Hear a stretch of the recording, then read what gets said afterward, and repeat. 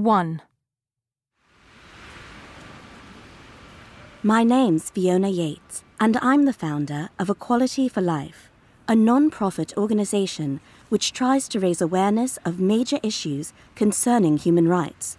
It all began 8 years ago when I took a year out from university and went backpacking around South Asia with my best friend, Naomi. We spent a few days in Bangladesh and were both shocked and appalled at the number of people living in extreme poverty. Bangladeshis are wonderfully kind people, but so many don't know where their next meal is coming from. Millions live in inadequate housing without basic sanitation, and tropical diseases are a real issue. Naomi and I decided to set up Equality for Life to address some of these issues. Each one has a different role.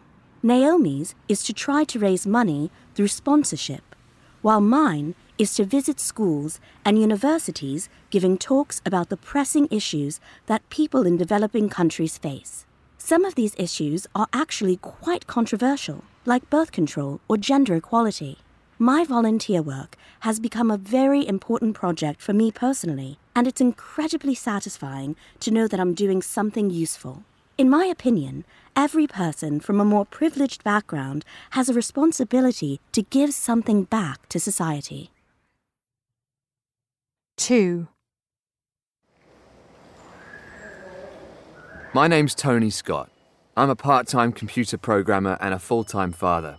I used to work a 60-hour week for a software publisher in the centre of London. I suppose I thought of myself as a bit of a hero, spending all my time working to buy food, toys, holidays and stuff. Anyway, a couple of years ago, the company I worked for went out of business, and for the first time in my life, I found myself out of work. Unemployment is a really sensitive issue, especially when the economy takes a downturn. Like most people who lose their jobs, I felt a bit down. I just didn't know what to say to my family, so I hid the truth from them. Eventually, my wife found out, and when she confronted me about it, I felt so stupid. She said we had to tell the kids, which terrified me. It was still an unresolved issue. I simply didn't know where to begin. But it was my 7-year-old daughter that saved me, to be honest. The first thing she said was how glad she was because it meant we would be able to spend more time together. It was then that I realized that no job could be as important as my role as a father. So when I did find another position, I made sure it was one that would allow me to be a father first and spend more time at home. Now, I only do part-time work, and I even work from home 1 or 2 days a week, which has been great for me and my family.